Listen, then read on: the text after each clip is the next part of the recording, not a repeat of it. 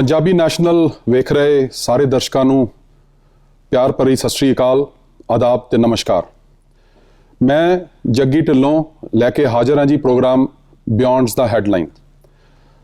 जिस तरह के तुसी जानते हो, इस प्रोग्राम दे विच साडी कोशिश ये रहिंदी है कि जिहड़े इस वेले दे करंट भखवें मुद्दे हैगे ने उन्हां दे उत्ते गलबात की जाती है। साडी ये भी कोशिश होंदी है कि एक्सपर्ट्स बुलाए जान ताकि तुहाडे नाल उन्हां दे जिहड़ियां ईवेंट्स ने या खबरां ने उन्हां दे उत्ते गहराई च जाके तुहानूं एक्सप्लेन किया जा सके कि इन्हां दे पिछे फैक्ट्स एंड फिगर्स की ने, किस तरह ये चीज़ां जिहड़ियां ने वो निकर के इत्थे तक आईयां ने। अज जिस मुद्दे ते आपां गलबात करांगे वो इस वेले दा सब तो इंपॉर्टेंट ईवेंट जिहड़ा कि होण जा रहा है नवंबर के महीने दे विच US प्रेजिडेंशियल इलैक्शनस। सो मेरे नाल अज इस प्रोग्राम दे विच जिहड़े एक्सपर्ट हैगे आ उन्हां दी बैकग्राउंड जिहड़ी आ वो पोलीटिकल साइंस दी आ। MA MPhil पोलीटिकल साइंस कीती और बहुत अरसा पोलीटिकल साइंस पढ़ाई कॉलेज दे विच। कैनेडा आने तो बाद ICCRC तो सर्टिफिकेशन लैके ये इमीग्रेशन कंसलटेंट ने और एक सक्सैसफुल प्रैक्टिस जिहड़ी है वो कैलगरी इत्थे रन कर रहे हैं। सो आओ उन्हां दा स्वागत करते हैं जी। सतनाम पन्नू जी आए नो जी स्टूडियो च।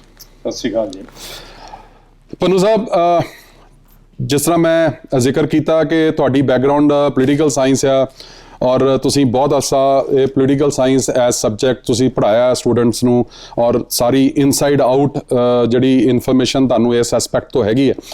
अपने गुआंढी मुल्क US दे विच इलैक्शनस हो रही ने, वर्ल्ड दी सुपर पावर आ ते सारियां दी निगाह जिहड़ी आ उत्थे लगी हुंदी है कि की होऊगा। ते ऐतकी कुछ ज़्यादा ही इंटरस्ट है क्योंकि डोनाल्ड ट्रंप साहब दी सैकेंड टर्म होने वाली है। सो जिथे तक सवाल है इंडिविजुअल्स का, एक पासे सानू पता है कि रिपब्लिकनस वालों डोनाल्ड ट्रंप ने ते दूजे पासे जो बाइडन ने जिहड़े अपना डेमोक्रेट्स वालों कैंडीडेट हैगे आ, ये तो सारी दुनिया जानती है। पर मैं अज तुहाडे नाल जिस टॉपिक्स ते चाहांगा कि तुसीं सानू ते साडे व्यूअर्स नू दसो, एक्सप्लेन करो या चानना पाओ, ये आ कि ये सारा प्रोसैस की आ। मान लो असी जे इंडिया की गल करिए, असी इंडिया की लोक सभा दी इलैक्शनस देखते हैं, असी कैनेडा च गल करिए इत्थे फैडरल इलैक्शनस असी देखते हैं। इन्हां इंडिया और कैनेडा की जिहड़ी इलैक्शन आ ते जिहड़ी US की इलैक्शन आ उहदे च की फर्क है जी? ढिल्लों साहब, जी इंडिया और कैनेडा की गल कर रहे हो, इन्हां दोनों कंट्री दे विच पार्लीमेंटरी सिस्टम है। पार्लीमेंटरी सिस्टम दे विच जो गवर्नमेंट हैड आ वो प्राइम मिनिस्टर हुंदा है ते ये प्रेजिडेंशियल फॉर्म ऑफ गवर्नमेंट नालों टोटली डिफरेंट आ। अमेरिका दे विच प्रेजिडेंशियल फॉर्म ऑफ गवर्नमेंट है जिन्होंने राष्ट्रपति प्रणाली भी कह दिंदे आ जी। अते उन्हां कंट्रियां दे विच जिथे भी प्रेजिडेंशियल फॉर्म ऑफ गवर्नमेंट होएगी उत्थे प्रेजिडेंट एग्जैक्टिव दा रीयल हैड हुंदा है, उस स्टेट दा रीयल हैड हुंदा है। जिथों तक पार्लीमेंटरी सिस्टम है इंडिया कैनेडा जां UK, उत्थे स्टेट दा हैड नॉमिनल हैड हुंदा है। जिवें UK दे विच क्वीन आ, इंडिया दे विच प्रेजिडेंट आ, इत्थे गवर्नर जनरल आ जां उहदे थ्रू क्वीन आ। ये दोनों कंट्री का जिहड़ा पार्लीमेंटरी दोनों कंट्री का जिहड़ा पोलीटिकल सिस्टम है ये दोनों च बेसिक डिफरेंस है। ते जिहड़ा मेरा एक होर जनरल जिहड़ा क्वेश्चन आ इस तो पहला कि आपां ज़्यादा डुंघाई च जाइए सारे सिस्टम नूं समझण वास्ते, कल नूं कोई भी बंदा US तो उठदा है ते वो ये गल कहंदा जी मैं प्रेजिडेंशियल इलैक्शन लड़नी है, ते की कोई भी इंडिविजुअल जिहड़ा है जिस तरह असीं इंडिया च देखते हैं कि वो जे उन्होंने पार्टी ने टिकट नहीं दी तो इंडिपेंडेंट खड़ा हो गया, कि इस तरह का भी कोई वे जिहड़ा है वो हैगा आ, या किस तरह किहड़ा बंदा एलिजिबल हुंदा है प्रेजिडेंशियल इलैक्शन च लड़न वास्ते? अमेरिका का राष्ट्रपति बनने वास्ते उहदियां जिहड़ियां प्री क्वालिफिकेशनस ने जां एलिजिबिलिटी रिक्वायरमेंट्स ने, बेसिकली उन्हां दे कॉन्स्टिट्यूशन दे विच 3 जिहड़ियां एलिजिबिलिटीज दित्तियां होईयां ने। ठीक है जी। तो सब तो पहली गल कि वो पर्सन जिहड़ा भी कैंडीडेट बनना चाहुंदा है प्रेजिडेंट की इलैक्शन वास्ते उत्थों दा नैचुरल बॉर्न सिटीजन होना चाहिए। ठीक है जी। सैकेंडली उहदी मिनिमम एज 35 ईयर्स और अबव होनी चाहिए। अच्छा जी, ठीक है जी। तीसरा वो उत्थों दा घट्टो घट्ट लास्ट 14 ईयर का रेजिडेंट होना चाहिए। सो कोई भी American natural born citizen 35 year के उपर की एज होवे अते 14 ईयर तो अमेरिका दे विच रहिंदा होवे, वो पार्टी किसी भी पार्टी वालों ਕੈਂਡੀਡੇਟ ਬਣ ਸਕਦਾ ਆ ਪ੍ਰੈਜ਼ੀਡੈਂਟ ਦੀ ਇਲੈਕਸ਼ਨ ਵਾਸਤੇ। ਮਤਲਬ ਜੋ ਮੈਂ ਸਮਝਿਆ ਤੁਹਾਡੀ ਗੱਲਬਾਤ ਚੋਂ ਇਸ ਤਰ੍ਹਾਂ ਹੈਗਾ ਕਿ ਅਗਰ ਕੋਈ ਇੰਡੀਵਿਜੂਅਲ ਭਾਵੇਂ ਉੱਥੇ ਦਾ ਬੌਰਨ ਹੋਵੇ ਤੇ 35 ਸਾਲ ਤੋਂ ਉੱਪਰ ਹੋਵੇ, ਪਰ ਉਹ ਪਿਛਲੇ 14 ਸਾਲ ਜਿਹੜੇ ਨੇ ਅਗਰ ਉਹਨੇ US 'ਚ ਨਹੀਂ ਲਗਾਏ ਤਾਂ ਉਹ ਐਲੀਜੀਬਲ ਨਹੀਂ ਬਣਦਾ। ਹਾਂਜੀ, ਬਿਲਕੁਲ ਦਰੁਸਤ ਕਿਹਾ ਜੀ ਤੁਸੀਂ। ਸੋ ਤਿੰਨੋਂ ਜਿਹੜੀਆਂ ਰਿਕੁਆਇਰਮੈਂਟਸ ਨੇ ਉਹ ਪਰਸਨ ਮੀਟ ਕਰਦਾ ਹੋਵੇ ਤਾਂ ਹੀ ਕੈਂਡੀਡੇਟ ਬਣ ਸਕਦਾ ਹੈ। ਠੀਕ ਹੈ ਜੀ।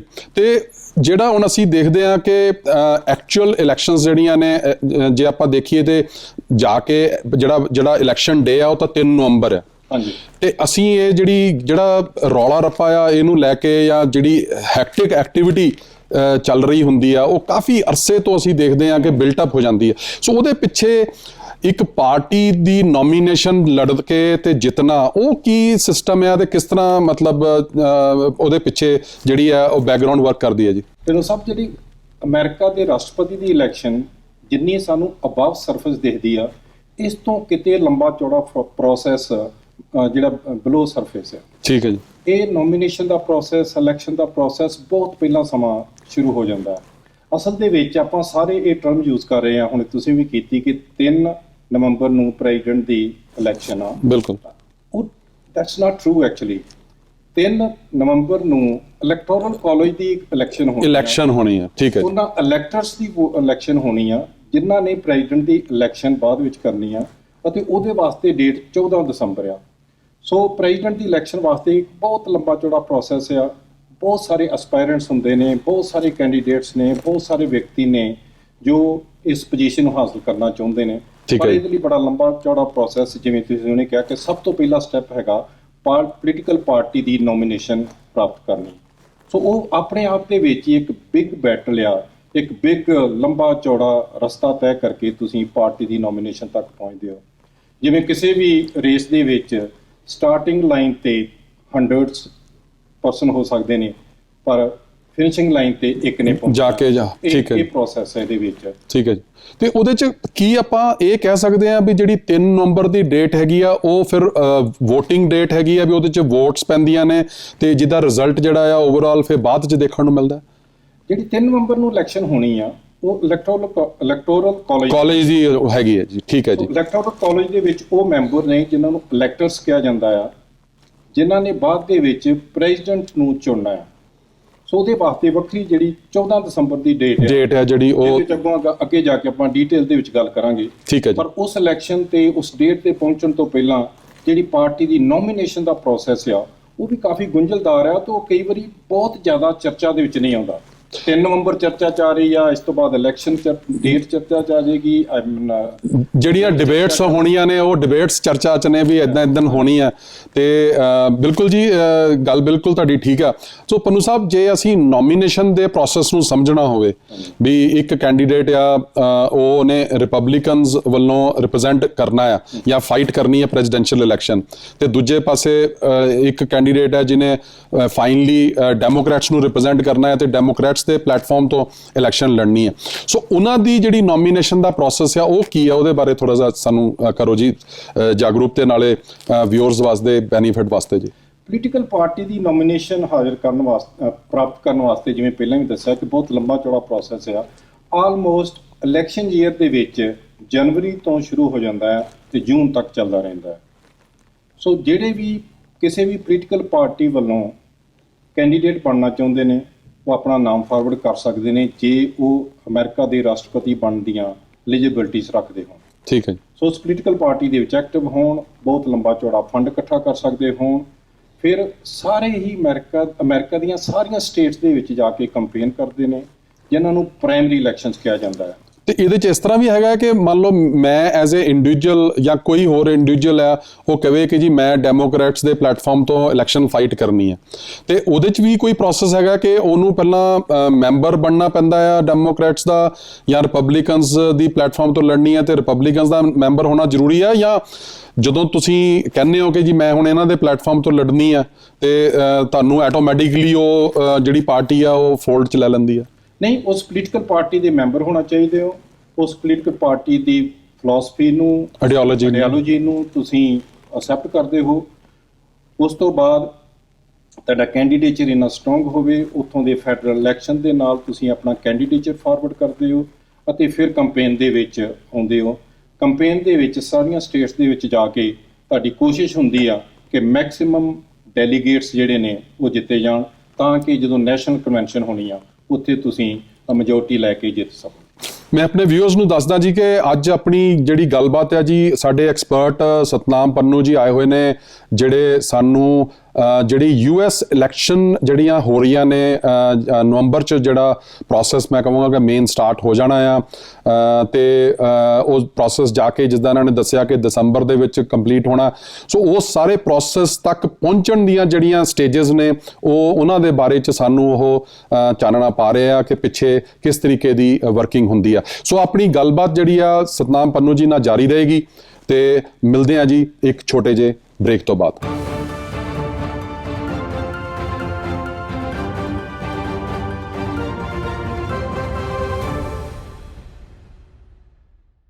ਇੱਕ ਵਾਰ ਫੇਰ ਸਵਾਗਤ ਹੈ ਜੀ ਪ੍ਰੋਗਰਾਮ ਬਿਯੋਂਡ ਦਾ ਹੈਡਲਾਈਨਸ ਦੇ ਵਿੱਚ। ਤੇ ਜਿਸ ਤਰ੍ਹਾਂ ਮੈਂ ਪਹਿਲਾਂ ਵੀ ਜ਼ਿਕਰ ਕੀਤਾ, ਸਾਡੀ ਅੱਜ ਗੱਲਬਾਤ ਜਿਹੜੀਆਂ US ਪ੍ਰੈਜ਼ੀਡੈਂਸ਼ੀਅਲ ਇਲੈਕਸ਼ਨਸ ਹੋਣ ਜਾ ਰਹੀਆਂ ਨੇ, ਉਹਨਾਂ ਦੇ ਸਾਰੇ ਪ੍ਰੋਸੈਸ ਨੂੰ ਸਮਝਣ ਵਾਸਤੇ ਸਾਡੇ ਨਾਲ ਜਿਹੜੇ ਐਕਸਪਰਟ ਨੇ ਅੱਜ ਸਤਨਾਮ ਪੰਨੂ ਜੀ ਉਹ ਸਟੂਡੀਓ 'ਚ ਆਏ ਹੋਏ ਨੇ। ਸੋ ਪੰਨੂ ਸਾਹਿਬ, ਬ੍ਰੇਕ ਲੈਣ ਤੋਂ ਪਹਿਲਾਂ ਆਪਣੀ ਗੱਲਬਾਤ ਚੱਲ ਰਹੀ ਸੀਗੀ ਕਿ ਜਿਹੜਾ ਨੋਮੀਨੇਸ਼ਨ ਪ੍ਰੋਗਰਾਮ ਆ ਬੜਾ ਕੰਬਰਸਮ ਆ। ਸੋ ਹੁਣ ਆਪਾਂ ਇਸ ਸਟੇਜ ਤੇ ਆ ਗਏ ਆ ਕਿ ਆਪਾਂ ਕਹੀਏ ਕਿ ਨੋਮੀਨੇਸ਼ਨ ਜਿਹੜੀ ਆ ਉਹ ਫਾਈਨਲ ਹੋ ਗਈ। ਰਿਪਬਲਿਕਨਸ ਨੇ ਆਪਣਾ ਇੱਕ ਕੈਂਡੀਡੇਟ ਜਿਹੜਾ ਆ ਜੀ ਉਹ ਆਪਣਾ ਆਇਡੈਂਟੀਫਾਈ ਕਰ ਲਿਆ ਤੇ ਡੈਮੋਕ੍ਰੈਟਸ ਨੇ ਆਪਣਾ ਦੂਜਾ ਕੈਂਡੀਡੇਟ ਆਇਡੈਂਟੀਫਾਈ ਕਰ ਲਿਆ। ਇਸ ਤੋਂ ਬਿਆਨ ਹੁਣ ਪ੍ਰੋਸੈਸ ਜਿਹੜਾ ਜੀ ਉਹ ਕੀ ਕਹਿੰਦਾ? ਇਸ ਤੋਂ ਬਿਯੋਂਡ ਜਾਣ ਤੋਂ ਪਹਿਲਾਂ ਮੈਂ ਸਟਿਲ ਥੋੜੀ ਜਿਹੀ ਹੋਰ ਫਰਦਰ ਇਨਫੋਰਮੇਸ਼ਨ ਸ਼ੇਅਰ ਕਰਨੀ ਚਾਹਾਂਗਾ। ਹਾਂਜੀ ਕਿ ਜਿਹੜਾ ਨੋਮੀਨੇਸ਼ਨ ਪ੍ਰੋਸੈਸ ਆ ਉਹ ਆਪਣੇ ਆਪ ਦੇ ਵਿੱਚ ਕਿੰਨਾ ਲੰਬਾ ਚੌੜਾ ਤੇ ਕਿੰਨਾ ਐਕਸਪੈਂਸਿਵ ਆ। ਸੋ ਇਸ ਸਾਲ ਈਵਨ 20 ਸਤੰਬਰ ਤੱਕ ਦੇਖੀਏ ਤਾਂ ਡੋਨਲਡ ਟਰੰਪ ਨੇ $1.33 ਬਿਲੀਅਨ ਇਕੱਠੇ ਕੀਤੇ ਸੀ। $1.33 ਬਿਲੀਅਨ। ਜੋ ਬਾਈਡਨ ਨੇ almost it's 990 almost $1 billion same date ਦੇ ਉਹਦੇ ਇਕੱਠੇ ਕੀਤੇ ਸੀਗੇ। ਠੀਕ ਹੈ ਜੀ। ਬਲੂਮਬਰਗ ਜਿਹੜਾ ਕਿ ਰਿਟਾਇਰ ਹੋ ਗਿਆ ਇਸ ਰੇਸ ਦੇ ਵਿੱਚੋਂ, ਸੋ ਇਸ ਡੇਟ ਰਿਟਾਇਰ ਹੋਣ ਤੱਕ ਉਸਨੇ $1 ਬਿਲੀਅਨ ਇਕੱਠਾ ਕੀਤਾ ਸੀ। ਠੀਕ ਹੈ। ਸੋ ਇੰਨੀ ਲੰਬੀ ਹਿਊਜ ਫਾਈਨੈਂਸ਼ੀਅਲ ਜਿਹੜੇ ਹੈਗੀਆਂ ਨੇ ਸਟੇਕਸ ਜਿਹੜੀਆਂ ਨੇ ਉਹ ਉਹਦੇ 'ਚ ਹੈਗੀਆਂ ਨੇ, ਲੱਗੀਆਂ ਹੋਈਆਂ। ਮਤਲਬ ਇਹ ਨਹੀਂ ਕਹਿ ਸਕਦੇ ਕਿ ਬੜੀ ਈਜ਼ੀਲੀ ਤੁਸੀਂ ਇਲੈਕਸ਼ਨ ਜਿਹੜੀ ਹੈ ਉਹ ਲੜ ਸਕਦੇ ਹੋ। ਨੋ, ਫਾਈਨੈਂਸ਼ੀਅਲ ਲਾਇਬਿਲਿਟੀ ਬਹੁਤ ਵੱਡੀ ਆ, ਦੈਟਸ ਵਨ ਐਸਪੈਕਟ। ਦੂਸਰਾ ਇਹ ਕਿ ਪਾਰਟੀ ਦੀ ਨੋਮੀਨੇਸ਼ਨ ਜਿੱਤਣ ਵਾਸਤੇ ਜਿਹੜੀ ਆਪਾਂ ਹੁਣ ਗੱਲ ਕਰ ਰਹੇ ਸੀ ਡੈਲੀਗੇਟਸ, ਹਾਂਜੀ, ਕਿ ਹਰੇਕ ਸਟੇਟ ਦੇ ਵਿੱਚੋਂ ਡੈਲੀਗੇਟਸ ਮੈਕਸਿਮਮ ਜਿੱਤ ਸਕੋ ਤਾਂ ਕਿ ਤੁਹਾਨੂੰ ਨੈਸ਼ਨਲ ਕਨਵੈਨਸ਼ਨ ਦੇ ਵਿੱਚ ਮੈਜੋਰਟੀ ਆਫ ਡੈਲੀਗੇਟ ਸਪੋਰਟ ਕਰ ਸਕੇ। ਬਿਲਕੁਲ ਠੀਕ। ਉਹ ਲੰਬਾ ਚੌੜਾ ਪ੍ਰੋਸੈਸ ਆ ਕਿ ਤੁਸੀਂ ਕੱਲੀ ਸਟੇਟ ਦੇ ਵਿੱਚ ਜਾਂਦੇ ਹੋ, ਜਿਹਨੂੰ ਪ੍ਰਾਇਮਰੀ ਇਲੈਕਸ਼ਨਸ ਕਹਿੰਦੇ ਆ। ਉਹਦੇ ਵਿੱਚ ਡੈਲੀਗੇਟਸ 3 ਤਰ੍ਹਾਂ ਦੇ ਹੁੰਦੇ ਨੇ, ਜਿਹੜੇ ਓਪਨ ਡੈਲੀਗੇਟ ਨੇ, ਕਲੋਜ਼ ਡੈਲੀਗੇਟ ਨੇ ਅਤੇ ਸੁਪਰ ਡੈਲੀਗੇਟ ਨੇ। ਓਪਨ ਡੈਲੀਗੇਟ ਨੇ ਜਿਹੜੇ ਕਿ ਫ੍ਰੀ ਨੇ, ਕਿਸੇ ਵੀ ਕੈਂਡੀਡੇਟ ਨੂੰ ਸਪੋਰਟ ਕਰ ਸਕਦੇ ਨੇ। ਅੱਛਾ ਜੀ। ਕਲੋਜ਼ ਡੈਲੀਗੇਟ ਉਹ ਨੇ ਅੱਛਾ, ਉਹ ਇਰਰਿਸਪੈਕਟਿਵ ਆਫ ਪਾਰਟੀ, ਮਤਲਬ ਕਿਤੇ ਜਾਂ ਵਿਦਨ ਦਾ ਪਾਰਟੀ ਉਹ ਕਿਸੇ ਨੂੰ ਕਰ ਸਕਦੇ ਨਹੀਂ, ਵਿਦਨ ਦਾ ਪਾਰਟੀ। ਠੀਕ ਹੈ ਜੀ। ਇਰਰਿਸਪੈਕਟਿਵ ਆਫ ਪਾਰਟੀ ਵਾਲੇ ਵੱਖਰੇ ਨੇ, ਉਹ ਇੰਡੀਪੈਂਡੈਂਟ ਡੈਲੀਗੇਟਸ ਕਹੇ ਜਾਂਦੇ ਨੇ। ਠੀਕ ਹੈ, ਓਕੇ। ਜਾਂ ਇਹਨਾਂ ਦੋਨਾਂ ਪੋਲੀਟੀਕਲ ਪਾਰਟੀ ਤੋਂ ਬਿਯੋਂਡ, ਜਿਵੇਂ ਗ੍ਰੀਨ ਪਾਰਟੀ ਆ ਜਾਂ ਹੋਰ ਕੋਈ ਇੰਡੀਪੈਂਡੈਂਟ ਆ, ਜਿਨ੍ਹਾਂ ਨੂੰ ਬਹੁਤ ਘੱਟ ਇੰਪੋਰਟੈਂਸ ਮਿਲਦੀ ਆ ਮੀਡੀਆ ਦੇ ਵਿੱਚ, ਉਹ ਵੀ ਲੋਕ ਹੁੰਦੇ ਨੇ, ਉਹ ਇੰਡੀਪੈਂਡੈਂਟ ਨੇ। ਠੀਕ ਹੈ ਜੀ। So coming back to open, closed and super delegates. ਹਾਂਜੀ। ਸੋ ਓਪਨ ਵਿਦਨ ਪਾਰਟੀ ਕਿਸੇ ਨੂੰ ਸਪੋਰਟ ਕਰ ਸਕਦੇ ਨੇ। ਠੀਕ ਹੈ। ਕਲੋਜ਼ ਡੈਲੀਗੇਟ ਜਿਹੜੇ ਕੈਂਡੀਡੇਟ ਪ੍ਰੈਜ਼ੀਡੈਂਸ਼ੀਅਲ ਕੈਂਡੀਡੇਟ ਦੇ ਨਾਲ ਜੁੜੇ ਹੋਏ ਨੇ, ਉਹਦੀ ਸਲੇਟ ਦੇ ਵਜੋਂ ਜਿੱਤ ਕੇ ਆਉਂਦੇ ਨੇ। ਠੀਕ ਹੈ ਜੀ। ਉਹਨਾਂ ਨੂੰ ਸਪੋਰਟ ਕਰਦੇ ਨੇ। ਸੁਪਰ ਡੈਲੀਗੇਟਸ ਅਗੇਨ ਫ੍ਰੀਲਾਂਸਰਸ ਨੇ, ਉਹ ਹਰੇਕ ਪੋਲੀਟੀਕਲ ਪਾਰਟੀ ਦੇ ਜਿਹੜੇ ਹਾਈ ਅਫੀਸ਼ੀਅਲਸ ਨੇ। ਠੀਕ ਹੈ ਜੀ। ਸੋ ਉਹ ਡਿਫਾਲਟ ਡੈਲੀਗੇਟਸ ਹੁੰਦੇ ਨੇ, ਉਹ ਇਲੈਕਸ਼ਨ ਦੇ ਥਰੂ ਨਹੀਂ ਆਉਂਦੇ ਅਤੇ ਉਹ ਵੀ ਕਿਸੇ ਨੂੰ ਸਪੋਰਟ ਕਰ ਸਕਦੇ ਨੇ। ਸੋ ਜਦੋਂ ਨੈਸ਼ਨਲ ਕਨਵੈਨਸ਼ਨ ਹੁੰਦੀ ਹੈ ਕਿਸੇ ਵੀ ਪੋਲੀਟੀਕਲ ਪਾਰਟੀ ਦੀ, ਠੀਕ ਹੈ, ਉਹਦੇ ਵਿੱਚ ਹਰੇਕ ਕੈਂਡੀਡੇਟ ਇੱਕ ਤਾਂ ਆਪਣੇ ਨਾਲ ਵਾਈਸ ਪ੍ਰੈਜ਼ੀਡੈਂਟ ਨੂੰ ਡਿਕਲੇਅਰ ਕਰਦਾ ਕਿ ਉਹਦਾ ਕੈਂਡੀਡੇਟ ਕੌਣ ਹੋਏਗਾ। ਠੀਕ ਹੈ ਜੀ। ਰਨਿੰਗ ਮੇਟ ਜਿਹਨੂੰ ਸ਼ਾਇਦ ਰਨਿੰਗ ਮੇਟ ਕਹਿੰਦੇ ਆ ਪ੍ਰੋਟੈਸਟ ਟੂ। ਹਾਂਜੀ। ਸੈਕੰਡਲੀ, ਉਹਦੇ ਵਿੱਚ ਕਿ majority of delegates the support ਲੈ ਸਕਦਾ ਹੋਵੇ। ਠੀਕ ਹੈ ਜੀ।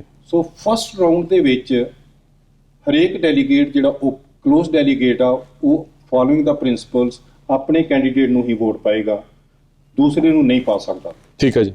ਜੇ ਫਸਟ ਰਾਊਂਡ ਦੇ ਵਿੱਚ ਕਿਸੇ ਵੀ ਕੈਂਡੀਡੇਟ ਨੂੰ ਮੈਜੋਰਟੀ ਨਹੀਂ ਮਿਲਦੀ, ਸੈਕੰਡ ਰਾਊਂਡ, ਫਿਰ ਥਰਡ ਰਾਊਂਡ, ਇਸ ਤਰ੍ਹਾਂ ਦਾ ਪ੍ਰੋਸੈਸ ਸ਼ੁਰੂ ਹੁੰਦਾ ਹੈ। ਠੀਕ ਹੈ ਜੀ। ਪਿਛਲੇ ਕੁਝ ਸਾਲਾਂ ਤੋਂ ਨੈਸ਼ਨਲ ਕਨਵੈਨਸ਼ਨ ਜਿਹੜੀ ਇੱਕ ਫਾਰਮੈਲਿਟੀ ਰਹਿ ਗਈ ਆ। ਹਾਂਜੀ, ਕਿਉਂਕਿ ਬਹੁਤ ਜ਼ਿਆਦਾ ਉਹਦੇ 'ਚ ਇਹ ਨਹੀਂ ਦੇਖਣ 'ਚ ਆਇਆ ਕਿ ਹਾਂਜੀ ਬਹੁਤ ਜ਼ਿਆਦਾ ਇਸ ਸਟੇਜ 'ਤੇ ਆ ਕੇ ਟਸਲਬਾਜੀ ਹੋਈ ਹੋਵੇ ਜਾਂ ਇੱਕ ਐਸੀ ਕ੍ਰਿਟੀਕਲ ਸਿਚੁਏਸ਼ਨ 'ਚ ਆ ਗਏ ਹੋਣ ਜਦੋਂ ਕਿ ਫਸਟ ਜਾਂ ਸੈਕੰਡ ਰਾਊਂਡ 'ਚ ਜਾਣਾ ਪਿਆ ਹੋਵੇ।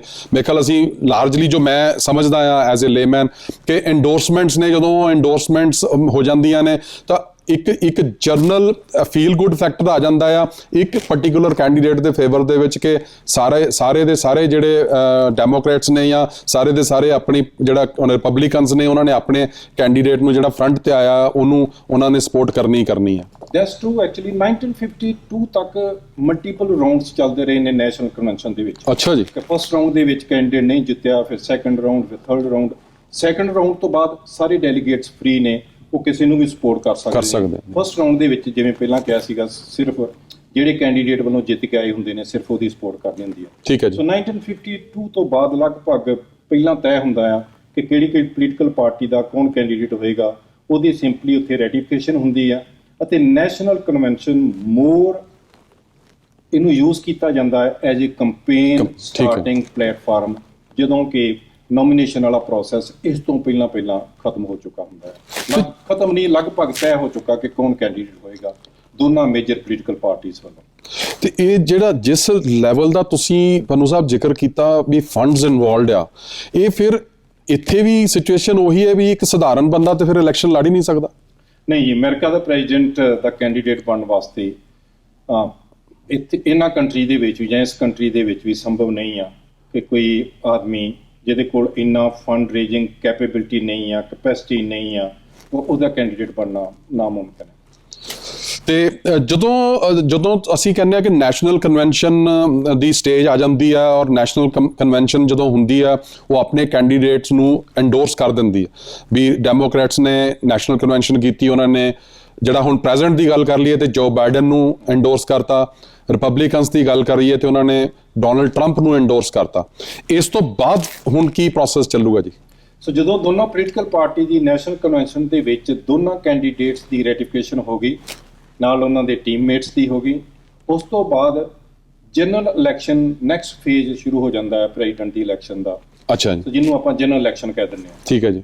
ਸੋ ਇਸ ਕੈਂਪੇਨ ਦੇ ਵਿੱਚ ਦੋਨੋਂ ਕੈਂਡੀਡੇਟਸ ਆਪਣੇ ਟੀਮਮੇਟਸ ਆਪਣੇ ਰਨਿੰਗ ਮੇਟਸ ਜਿਹੜੇ ਹੈਗੇ ਨੂੰ ਨਾਲ ਲੈ ਕੇ ਹਾਂਜੀ ਨੈਸ਼ਨਲ ਕੈਂਪੇਨ ਤੇ ਸ਼ੁਰੂ ਹੋ ਜਾਂਦੇ ਨੇ। ਠੀਕ ਹੈ। ਫਿਰ ਇਹ ਸਾਰੇ ਕੰਟਰੀ ਦੇ ਵਿੱਚ, ਪੂਰੇ ਅਮਰੀਕਾ ਦੇ ਵਿੱਚ ਸਾਰੀਆਂ ਸਟੇਟਸ ਦੇ ਵਿੱਚ ਘੁੰਮਦੇ ਨੇ, ਆਪਣੇ ਹੱਕ ਦੇ ਵਿੱਚ, ਆਪਣੀ ਪਾਲਿਸੀ ਦੇ ਹੱਕ ਦੇ ਵਿੱਚ ਇਲੈਕਟਰਸ ਨੂੰ ਜੋ ਪ੍ਰੋਮਿਸਿਸ ਕਰਨੇ ਨੇ। ਸੋ ਪੋਲੀਟੀਕਲ ਕੈਂਪੇਨ ਸ਼ੁਰੂ ਹੋ ਜਾਂਦੀ ਆ। ਇਸ ਪੋਲੀਟੀਕਲ ਕੈਂਪੇਨ ਦੇ ਵਿੱਚੋਂ ਇਲੈਕਟਰਸ ਚੁਣੇ ਜਾਂਦੇ ਨੇ। ਸੋ ਇੱਥੇ ਮੈਂ ਵੀ ਸ਼ੇਅਰ ਕਰਨਾ ਚਾਹਾਂਗਾ ਕਿ ਅਮਰੀਕਾ ਦੇ ਰਾਸ਼ਟਰਪਤੀ ਦੀ ਚੋਣ ਵੇਖਣ ਨੂੰ ਡਾਇਰੈਕਟ ਇਲੈਕਸ਼ਨ ਲੱਗਦੀ ਆ, ਪਰ ਇਹ ਡਾਇਰੈਕਟ ਇਲੈਕਸ਼ਨ ਨਹੀਂ ਆ, ਇਹ ਸਿੱਧੀ ਚੋਣ ਨਹੀਂ ਆ। ਠੀਕ ਹੈ। ਇਨਡਾਇਰੈਕਟ ਇਲੈਕਸ਼ਨ ਹੈ।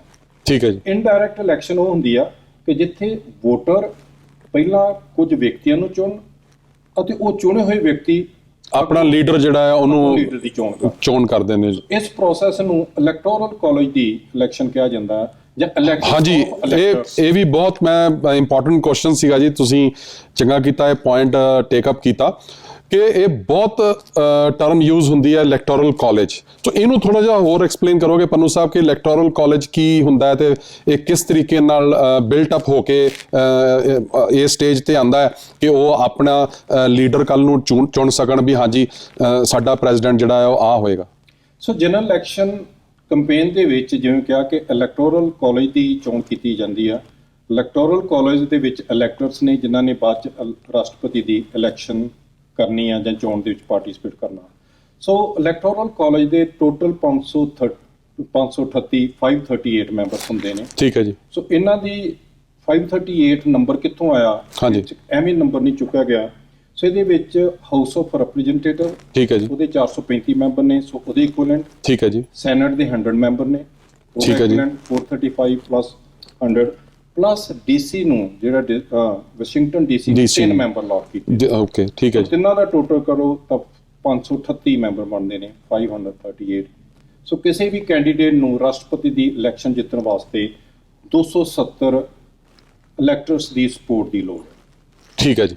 ਸੋ ਜਦੋਂ ਮੈਂ ਇੱਕ ਅਗਰ ਥੋੜ੍ਹਾ ਜਿਹਾ ਬਰੀਫਲੀ ਅਗਰ ਇਸ ਗੱਲ ਨੂੰ ਤੁਹਾਡੇ ਨਾਲ ਚਾਹਾਂਗੇ ਡਿਸਕਸ ਕਰਾਂ ਕਿ ਜਿਹੜਾ ਤੁਸੀਂ ਗੱਲ ਕਹਿ ਰਹੇ ਹੋ ਕਿ ਜਦੋਂ ਇਲੈਕਸ਼ਨਸ ਦੀ ਉਹ ਸਟੇਜ ਆ ਜਾਂਦੀ ਆ ਜਿੱਥੇ ਨੈਸ਼ਨਲ ਕਨਵੈਨਸ਼ਨ ਦੇ ਵਿੱਚ ਹਰ ਪਾਰਟੀ, ਚਾਹੇ ਉਹ ਰਿਪਬਲਿਕਨ ਹੈ, ਡੈਮੋਕ੍ਰੈਟ ਹੈ, ਉਹ ਇੱਕ ਲੀਡਰ ਚੁਣ ਲੈਂਦੇ ਆ। ਉਸ ਤੋਂ ਬਾਅਦ ਉਹ ਵੱਖਰੇ ਵੱਖਰੇ ਪ੍ਰੋਵਿੰਸਿਸ ਵਿੱਚ ਜਾ ਕੇ ਆਪਣੀ ਜਿਹਨੂੰ ਅਸੀਂ ਕੈਨੇਡੀਅਨ ਲੈਂਗੁਏਜ ਕਹੀਏ ਤੇ ਡੋਰ ਨੌਕਿੰਗ ਕਰਦੇ ਕਿ ਉਹ ਜਾ ਕੇ ਉੱਥੇ ਕਨਵਿੰਸ ਕਰਦੇ ਆ ਕਿ ਸਾਡੇ ਕਿਸ ਐਸਪੈਕਟ ਦੇ ਉੱਤੇ ਸਾਡਾ ਥਾਟ ਪ੍ਰੋਸੈਸ ਕੀ ਹੈਗਾ, ਤਾਂ ਕਿ ਜਿਹੜਾ ਵੋਟਰ ਆ ਉਹ ਉਹਨਾਂ ਦੀਆਂ ਪਾਲਿਸੀਆਂ ਤੋਂ ਕਨਵਿੰਸ ਹੋਵੇ ਤੇ ਉਹਨਾਂ ਨੂੰ ਵੋਟ ਪਾਏ। ਇਜ਼ ਦੈਟ ਕਰੈਕਟ ਜੀ? ਬਿਲਕੁਲ ਠੀਕ ਹੈ ਜੀ। ਸਾਰੀਆਂ ਸਟੇਟਸ ਦੇ ਵਿੱਚ ਜਾ ਕੇ ਕੰਪੇਨਿੰਗ ਕਰਦੇ ਨੇ, ਉਹਨੂੰ ਡੋਰ ਨੌਕਿੰਗ ਕਹਿ ਲਓ, ਉਹਨੂੰ ਮੀਡੀਆ ਦੇ ਰਾਹੀਂ ਕੰਪੇਨ ਕਰ ਲਓ, ਉਹਨੂੰ ਪ੍ਰਿੰਟ ਮੀਡੀਆ ਦੇ ਰਾਹੀਂ ਕੰਪੇਨ ਕਰ ਲਓ, ਉਹਨੂੰ ਪੋਲੀਟੀਕਲ ਰੈਲੀ ਦੇ ਵਿੱਚ ਸਪੋਰਟ ਹਾਸਲ ਕਰਨ ਲਈ ਕਹਿ ਲਓ। ਤੇ ਸਾਰੇ ਤਰੀਕਿਆਂ ਦੇ ਨਾਲ ਮੈਕਸਿਮਮ ਸਪੋਰਟ ਇਕੱਠੀ ਕਰਨ ਦੀ ਕੋਸ਼ਿਸ਼ ਕਰਦੇ ਨੇ ਸਾਰੀਆਂ ਸਟੇਟਸ ਦੇ ਵਿੱਚ। ਮੈਂ ਦਰਸ਼ਕਾਂ ਨੂੰ ਦੱਸ ਦਵਾਂ ਜੀ ਇੱਕ ਵਾਰੀ ਫੇਰ ਕਿ ਸਾਡੀ ਜਿਹੜੀ ਅੱਜ ਦੀ ਗੱਲਬਾਤ ਆ ਜੀ ਉਹ ਚੱਲ ਰਹੀ ਆ ਕਿ US ਜਿਹੜੀ ਇਲੈਕਸ਼ਨ ਆ ਉਹ ਇੰਡੀਆ ਤੇ ਕੈਨੇਡਾ ਦੀ ਜਿਹੜੀਆਂ ਇਲੈਕਸ਼ਨਸ ਹੁੰਦੀਆਂ ਨੇ ਉਹਨਾਂ ਨਾਲੋਂ ਕਿਸ ਤਰ੍ਹਾਂ ਵੱਖ ਆ, ਪਹਿਲੀ ਗੱਲ। ਤੇ ਦੂਸਰਾ, ਜਿਹੜੀ US ਤੇ ਪ੍ਰੈਜ਼ੀਡੈਂਟ ਦੀ ਜਿਹੜੀ ਇਲੈਕਸ਼ਨ ਆ ਉਹਦਾ ਪ੍ਰੋਸੈਸ ਇੱਕ ਬੜਾ ਕੰਬਰਸਮ, ਇੱਕ ਬੜਾ ਟੀਡੀਅਸ ਪ੍ਰੋਸੈਸ ਆ। ਇੱਕ ਔਖੇ ਪ੍ਰੋਸੈਸ ਵਿੱਚੋਂ ਨਿਕਲ ਕੇ ਉਸ ਸਟੇਜ ਤੇ ਪਹੁੰਚਦਾ ਆ US ਜਦੋਂ ਇਹ ਡਿਸਾਈਡ ਹੁੰਦਾ ਆ ਕਿ ਕਿਹੜੇ ਪ੍ਰੈਜ਼ੀਡੈਂਟ ਨੇ ਅਗਲੇ ਜਿਹੜੇ 4 ਸਾਲ ਨੇ ਉਹ ਆਪਣੀ ਟਰਮ ਜਿਹੜੀ ਆ ਪੂਰੀ ਕਰਨੀ ਆ। ਸੋ ਇਸ ਮੁੱਦੇ ਤੇ ਗੱਲਬਾਤ ਕਰਨ ਵਾਸਤੇ ਸਾਡੇ ਐਕਸਪਰਟ ਸਤਨਾਮ ਪੰਨੂ ਜੀ ਸਾਡੇ ਨਾਲ ਸ਼ਾਮਿਲ ਨੇ ਤੇ ਗੱਲਬਾਤ ਜਾਰੀ ਰਹੇਗੀ। ਮਿਲਦੇ ਹਾਂ ਜੀ ਇੱਕ ਬ੍ਰੇਕ ਤੋਂ ਬਾਅਦ।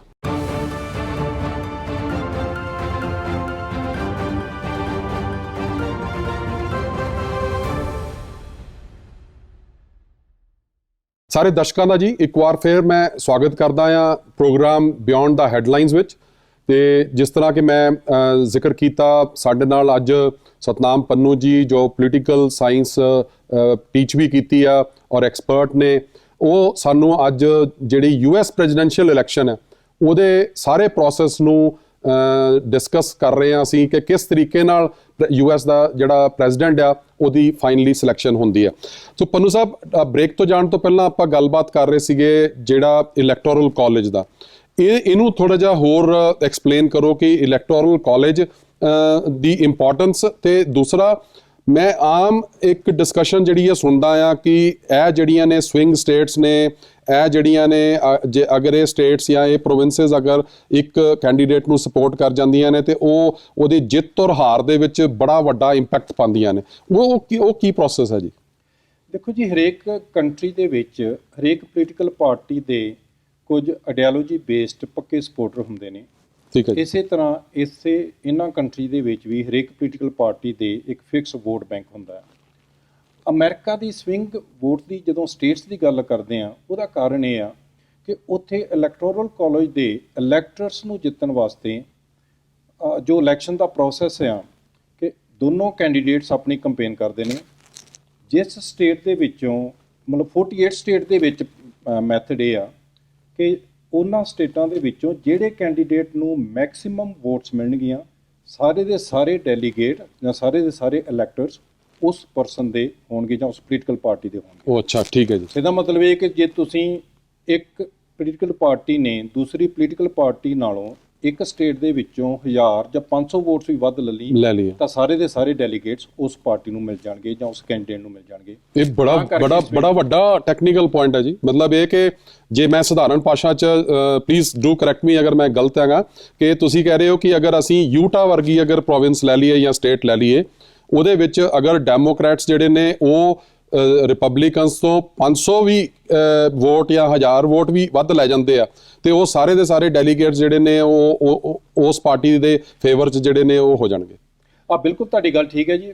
ਐਗਜ਼ੈਕਟਲੀ ਇਸ ਤਰ੍ਹਾਂ ਹੁੰਦਾ ਆ ਕਿ ਕਈ ਵਾਰੀ ਥੋੜਾ ਜਿਹੀ ਵੋਟਸ ਦੇ ਬੇਸ ਤੇ ਸਾਰੇ ਦੇ ਸਾਰੇ ਡੈਲੀਗੇਟਸ ਉਸ ਪੋਲੀਟੀਕਲ ਪਾਰਟੀ ਨੂੰ ਜਾਂ ਉਸ ਕੈਂਡੀਡੇਟ ਨੂੰ ਮਿਲ ਜਾਂਦੇ ਨੇ। ਅਸਲ ਦੇ ਵਿੱਚ ਸਿਰਫ 2 ਸਟੇਟਸ ਨੂੰ ਛੱਡ ਕੇ ਮੇਨ ਤੇ ਨਬਰਾਸਕਾ, ਠੀਕ ਹੈ ਜੀ, ਇਹਨਾਂ ਦੋਨਾਂ ਸਟੇਟਾਂ ਦੇ ਵਿੱਚ ਹਰੇਕ ਕੈਂਡੀਡੇਟ ਨੂੰ ਵੋਟਸ ਦੇ ਬੇਸ ਤੇ ਪ੍ਰਪੋਰਸ਼ਨੇਟਲੀ ਡੈਲੀਗੇਟਸ ਜਾਂ ਇਲੈਕਟਰ ਜਿਹੜੇ ਨੇ ਉਹ ਅਲਾਟ ਹੁੰਦੇ ਨੇ। ਠੀਕ ਹੈ ਜੀ। ਫਾਰ ਐਗਜ਼ਾਮਪਲ ਇੱਕ ਪੋਲੀਟੀਕਲ ਪਾਰਟੀ ਨੇ 60% ਵੋਟਾਂ ਲਈਆਂ, ਠੀਕ ਹੈ ਜੀ, ਦੂਸਰੀ ਨੇ 40% ਵੋਟਾਂ ਲਈਆਂ, ਤਾਂ 60 ਵਾਲੇ ਨੂੰ 60% ਠੀਕ ਹੈ, electors ਮਤਲਬ ਪ੍ਰੋਰੇਟਡ ਬੇਸਿਸ ਤੇ ਪ੍ਰੋਰੇਟਡ ਜਾਂ ਪ੍ਰੋਪੋਰਸ਼ਨੇਟਲੀ ਜਿਹੜਾ ਹੈ ਉਹ ਇਲੈਕਟੋਰਲ ਜਿਹੜੇ ਹੈਗੇ ਨੇ ਮੈਂਬਰਸ ਉਹ ਮਿਲ ਜਾਂਦੇ ਨੇ। ਬਾਕੀ ਸਾਰੀਆਂ 48 ਸਟੇਟਸ ਤੇ ਡੀਸੀ ਦੇ ਵਿੱਚ ਜਿਹੜਾ ਵੀ ਵਿਨਰਸ ਗੈਟਸ ਆਲ ਇਲੈਕਟਰਸ। ਠੀਕ ਹੈ ਜੀ। ਤੇ ਇਹ ਹੁਣ ਜਦੋਂ ਅਸੀਂ ਇਹ ਦੇਖਦੇ ਹਾਂ ਕਿ ਜਿੱਦਾਂ ਆਪਾਂ ਸਵਿੰਗ ਸਟੇਟਸ ਦੀ ਗੱਲ ਕੀਤੀ, ਉਹ ਸਾਰੇ ਇਸ ਚੀਜ਼ ਨੂੰ ਦੇਖਦਿਆਂ ਹੋਇਆਂ ਹੁਣ ਆਪਣੀ ਸਟੇਜ ਉੱਥੇ ਆ ਗਈ ਕਿ 3 ਨਵੰਬਰ ਨੂੰ ਜਿਹੜਾ ਇਲੈਕਟੋਰਲ ਕਾਲਜ ਆ ਉਹ ਜਿਹੜਾ ਵੀ ਅਮਰੀਕਨ ਵੋਟਰ ਆ ਉਹ ਡਿਸਾਈਡ ਕਰ ਦਿੰਦਾ ਹੈ ਕਿ ਉਹਨੇ ਕਿੱਧਰ ਨੂੰ ਫੈਸਲਾ ਲੈਣਾ ਹੈ। ਹੁਣ ਉਸ ਦਿਨ ਸ਼ਾਮੀ ਕੀ ਅਸੀਂ ਇਹ ਫੈਸਲਾ ਹੋ ਜਾਂਦਾ ਆ ਜਾਂ ਕਰ ਸਕਦੇ ਆ ਬੈਠ ਕੇ ਕਿ ਹਾਂਜੀ ਫਲਾਣਾ ਜਿਹੜਾ ਪ੍ਰੈਜ਼ੀਡੈਂਟ ਹੈ ਜੀ ਜਾਂ ਫਲਾਣਾ ਕੈਂਡੀਡੇਟ ਜਿਹੜਾ ਜੀ ਉਹ ਲੈ ਗਿਆ ਆਪਣੀ ਇਲੈਕਸ਼ਨ, ਜਾਂ ਜਿਸ ਤਰ੍ਹਾਂ ਤੁਸੀਂ ਦੱਸਿਆ ਕਿ 14 ਦਸੰਬਰ ਤੱਕ ਉਹਦਾ ਵੇਟ ਕਰਨਾ ਪਏਗਾ ਜੀ? ਅਸਲ ਦੇ ਵਿੱਚ 3 ਨਵੰਬਰ ਨੂੰ ਲਗਭਗ ਤੈਅ ਹੋ ਜਾਂਦਾ ਆ। ਡੈਕਲੇਰੇਸ਼ਨ ਪੋਲੀਟੀਕਲ ਪੰਡਿਤ ਜਿਹੜੇ ਨੇ ਉਹ ਸਾਰਾ ਉਸ ਦਿਨ ਦੱਸ ਦਿੰਦੇ ਨੇ ਕਿ ਵੀ ਹਵਾ ਕਿੱਧਰ ਨੂੰ ਵਗ ਰਹੀ ਹੈ, ਕੌਣ ਜਿੱਤ ਰਿਹਾ, ਕਿਹਨੂੰ ਇਲੈਕਟੋਰਲ ਕਾਲਜ ਦੇ ਵਿੱਚ ਮੈਕਸਿਮਮ ਸਪੋਰਟ ਮਿਲੀ ਆ। ਠੀਕ ਹੈ ਜੀ। ਉਸ ਦਿਨ ਅਸਲ ਦੇ ਵਿੱਚ ਜਿਵੇਂ ਪਹਿਲਾਂ ਵੀ ਗੱਲ ਕੀਤੀ ਸੀ, ਉਹ ਪ੍ਰੈਜ਼ੀਡੈਂਟ ਦੀ ਇਲੈਕਸ਼ਨ ਨਹੀਂ ਆ, ਇਲੈਕਟਰਸ ਦੀ ਇਲੈਕਸ਼ਨ ਆ, ਜਿਨ੍ਹਾਂ ਦੇ ਬਾਅਦ ਦੇ ਵਿੱਚ ਪ੍ਰੈਜ਼ੀਡੈਂਟ ਦੀ। ਇਹ ਬਹੁਤ ਵੱਡੀ ਜਿਹੜੀ ਹੈ ਜੀ ਅੱਜ ਗੱਲਬਾਤ ਡਿਸਕਸ਼ਨ 'ਚ ਗੱਲ ਨਿਕਲੀ ਹੈ। ਨਹੀਂ ਤੇ ਜਨਰਲ ਬਿਲੀਵ ਜਿਹੜਾ ਤੁਸੀਂ ਅਗਰ ਗੱਲ ਦੇਖੋ ਕਰਕੇ, ਈਵਨ ਮੈਂ ਵੀ ਕਹਾਂਗਾ ਕਿ ਬਹੁਤ ਕੰਮ ਦੀਆਂ ਗੱਲਾਂ ਤੁਸੀਂ ਇਨਪੁਟਸ ਜਿਹੜੀਆਂ ਨੇ ਦਿੱਤੀਆਂ ਨੇ ਇਸ ਟੌਪਿਕ ਦੇ ਉੱਤੇ, ਕਿਉਂਕਿ ਆਮ ਇਹ ਦੇਖਣ ਨੂੰ ਲੱਗਦਾ ਸੀਗਾ ਕਿ 2 ਇੰਡੀਵਿਜੂਅਲਸ ਜਿਹੜੇ ਨੇ ਜੀ ਉਹ ਇਹ ਮੈਚ ਖੇਡਦੇ ਨੇ ਤੇ ਇੱਕ ਜਿਹੜਾ ਮੈਚ ਜਿੱਤ ਜਾਂਦਾ, ਇੱਕ ਮੈਚ ਹਾਰ ਜਾਂਦਾ, ਪਰ ਅਸਲ ਵਿੱਚ ਉਸ ਤਰ੍ਹਾਂ ਨਹੀਂ ਹੈ।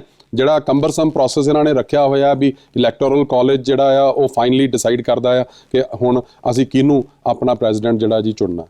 ਹਾਂਜੀ, ਅਮਰੀਕਾ ਦੇ ਜਿਹੜਾ ਸੰਵਿਧਾਨ ਦੇ ਰਚਣਹਾਰਿਆਂ ਨੇ ਐਕਚੁਅਲੀ ਬੜਾ ਸੋਚ ਸਮਝ ਕੇ ਇਸ ਚੀਜ਼ ਨੂੰ ਵਿੱਚ ਲਿਆਂਦਾ ਸੀ ਕਿ ਆਮ ਮਾਸਸ, ਜਨਰਲ ਮਾਸਸ ਕਈ ਵਾਰੀ ਪੋਲੀਟੀਕਲ ਸਲੋਗਨ ਬੇਸ ਤੇ ਜਾਂ ਕਈ ਵਾਰੀ ਹੋਰ ਕੋਈ ਇਹੋ ਜਿਹੇ ਨਾਅਰੇ ਦਿੱਤੇ ਜਾਂਦੇ ਨੇ ਕਿ ਹੋ ਸਕਦਾ ਕਿ ਆਪਣੀ ਵੋਟ ਵਹਿ ਦੇ ਵਿੱਚ ਆਣ ਕੇ ਕਿਸੇ ਕੈਂਡੀਡੇਟ ਨੂੰ ਪਾ ਦੇਣ। ਠੀਕ ਹੈ ਜੀ। ਸੋਚਿਆ ਤਾਂ ਇਹ ਸੀ ਕਿ ਉਸ ਤੋਂ ਪਹਿਲਾਂ ਇੱਕ ਇਲੈਕਟਰ ਚੁਣ ਲਓ, ਜਾਂ ਕਹਿ ਲਓ ਕਿ ਆਮ ਲੋਕ ਆਪਣੇ ਵਿੱਚੋਂ ਕੁਝ ਸਿਆਣੇ ਵਿਅਕਤੀ ਚੁਣ ਲੈਣ। ਠੀਕ ਹੈ ਜੀ। ਚੁਣੇ ਹੋਏ ਸਿਆਣੇ ਮੁੜ ਕੇ ਰਾਸ਼ਟਰਪਤੀ ਦੀ ਚੋਣ ਕਰ ਲੈਣ, ਕਿਉਂਕਿ ਦੁਨੀਆ ਦਾ ਸਭ ਤੋਂ ਇੰਪੋਰਟੈਂਟ ਪੋਲੀਟੀਕਲ ਆਫਿਸ ਸਮਝਿਆ ਜਾਂਦਾ ਹੈ। ਬਿਲਕੁਲ। ਤੇ ਪਰ ਲਗਭਗ ਡਾਇਰੈਕਟ ਇਲੈਕਸ਼ਨ ਹੋ ਚੁੱਕੀ ਹੈ ਢਿੱਲੋਂ ਸਾਹਿਬ।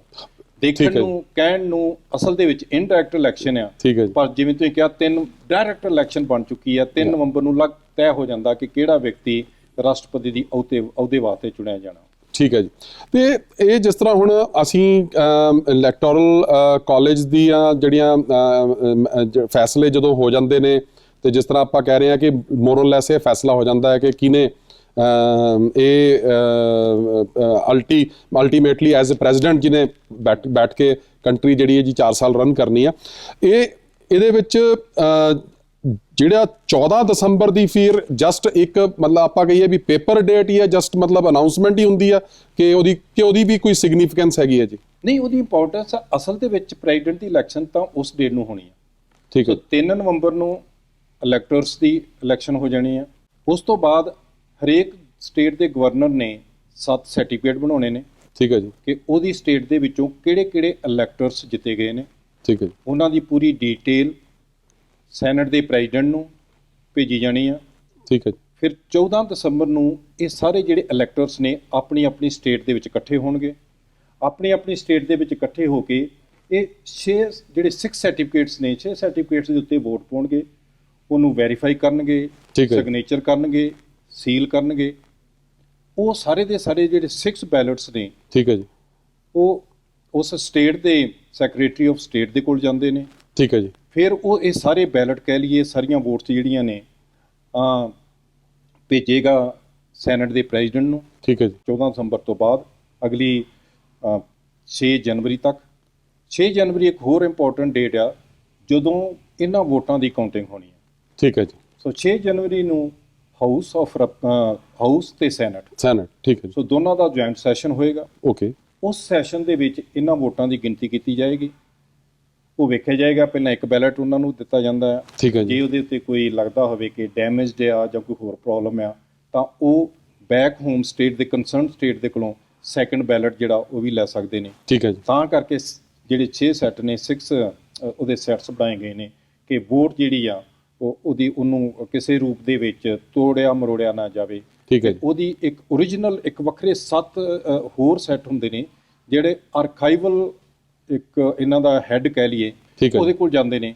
ਸੋ ਉਹਦੇ ਕੋਲ ਵੱਖਰੇ ਪਏ ਹੁੰਦੇ ਨੇ, ਉਹਦੇ ਨਾਲ ਵੈਰੀਫਾਈ ਕਰਦੇ ਨੇ, ਮੈਚ ਕਰਦੇ ਨੇ, ਫਿਰ VOTING ਦੀ ਕਾਊਂਟਿੰਗ ਹੁੰਦੀ ਆ, ਠੀਕ ਹੈ। ਫਿਰ ਰਿਜ਼ਲਟ ਡਿਕਲੇਅਰ ਕੀਤਾ ਜਾਂਦਾ ਹੈ। ਠੀਕ ਹੈ ਜੀ। ਸੋ ਅਸੀਂ ਕਹਿ ਰਹੇ ਹਾਂ ਕਿ ਜਦੋਂ ਜਨਵਰੀ ਦੇ ਮਹੀਨੇ ਦੇ ਵਿੱਚ ਵੀ ਜਿਹੜੇ ਐਕਚੁਅਲ 'ਚ ਜਾ ਕੇ ਇਹ ਮੋਹਰ ਲੱਗਦੀ ਆ ਪੱਕੀ ਕਿ ਕਿਹੜਾ ਜਿਹੜਾ ਕੈਂਡੀਡੇਟ ਆ ਜਿਹਨੇ ਪ੍ਰੈਜ਼ੀਡੈਂਟ ਦੀ ਚੇਅਰ ਦੇ ਉੱਤੇ ਬੈਠਣਾ ਆ ਤੇ ਸਹੁੰ ਜਿਹੜੀ ਆ ਉਹ ਚੱਕਣੀ ਆ। ਸੋ ਇਸ ਸਾਰੇ ਪ੍ਰੋਸੈਸ ਦੇ ਵਿੱਚ ਜਿਸ ਤਰ੍ਹਾਂ ਅਸੀਂ ਜ਼ਿਕਰ ਕੀਤਾ ਔਰ ਡਿਸਕਸ ਕੀਤਾ, ਔਰ ਪੰਨੂ ਸਾਹਿਬ ਨੇ ਸਾਨੂੰ ਬਹੁਤ ਵਧੀਆ ਤਰੀਕੇ ਨਾਲ ਐਕਸਪਲੇਨ ਕੀਤਾ ਕਿ ਇਹ ਪ੍ਰੋਸੈਸ ਜਿਹੜਾ ਆ ਉਹ ਦੇਖਣ ਨੂੰ ਵਨ ਸਾਈਡਡ ਲੱਗਦਾ ਆ ਵੀ ਦੋ ਇੰਡੀਵਿਜੂਅਲਸ ਜਿਹੜੇ ਨੇ ਉਹ ਇਲੈਕਸ਼ਨਸ ਜਿਹੜੇ ਨੇ ਜੀ ਉਹ ਫਾਈਟ ਕਰ ਰਹੇ ਨੇ। ਇਨਫੈਕਟ ਇਹ ਸੱਚਾਈ ਨਹੀਂ ਆ। ਇਹ ਇਲੈਕਟੋਰਲ ਕਾਲਜ ਜਿਹੜਾ ਆ ਉਹ ਸਾਹਮਣੇ ਆਂਦਾ ਆ। ਇਲੈਕਟੋਰਲ ਕਾਲਜ ਦਾ ਇੱਕ ਹੋਂਦ ਚਾਣ ਤੋਂ ਬਾਅਦ ਇਹ ਸਾਰਾ ਪ੍ਰੋਸੈਸ ਹੈਗਾ ਜਿਹੜਾ run up to the date ਜਦੋਂ ਕਿ ਇਹ ਐਂਡੋਰਸਮੈਂਟ ਹੁੰਦੀ ਆ ਕਿ ਹਾਂਜੀ ਫਾਈਨਲੀ ਇਹ ਜਿਹੜਾ ਪ੍ਰੈਜ਼ੀਡੈਂਟ ਹੈ ਉਹ ਅਗਲੇ 4 ਸਾਲ ਵਾਸਤੇ ਜਿਹੜਾ ਉਹ ਕੰਟਰੀ ਨੂੰ ਹੈੱਡ ਕਰੇਗਾ ਔਰ ਕੰਟਰੀ ਨੂੰ ਰਨ ਕਰੇਗਾ। ਬਹੁਤ ਇੰਟਰਸਟਿੰਗ ਟੌਪਿਕ ਹੈ ਜੀ। ਔਰ ਸਾਡੇ ਨਾਲ ਸਤਨਾਮ ਪੰਨੂ ਜੀ ਪੋਲੀਟੀਕਲ ਸਾਇੰਸ ਦੇ ਐਕਸਪਰਟ ਨੇ। ਇਸ ਮੁੱਦੇ ਤੇ ਸਾਨੂੰ ਬਹੁਤ ਅੰਦਰੂਨੀ ਗੱਲਾਂ ਜਿਹੜੀਆਂ ਨਹੀਂ ਸੀ ਸਾਡੇ ਨੌਲੇਜ ਦੇ ਵਿੱਚ ਸਾਡੇ ਨਾਲ ਸ਼ੇਅਰ ਕਰ ਰਹੇ ਆ। ਤੇ ਸਾਡੀ ਗੱਲਬਾਤ ਜਿਹੜੀ ਹੈ ਜੀ ਜਾਰੀ ਰਹੇਗੀ ਇੱਕ ਛੋਟੇ ਜਿਹੇ ਬ੍ਰੇਕ ਤੋਂ ਬਾਅਦ। ਤੇ ਪੰਨੂ ਸਾਹਿਬ ਛੋਟੀ ਜੀ ਬ੍ਰੇਕ ਲੈਂਦੇ ਆ ਜੀ ਤੇ ਮੁੜ ਕੇ ਆਉਂਦੇ ਆ ਜੀ ਵਾਪਸ, ਫਿਰ ਤੁਹਾਡੇ ਨਾਲ ਫਰਦਰ ਗੱਲਬਾਤ ਕਰਦੇ ਹਾਂ ਜੀ।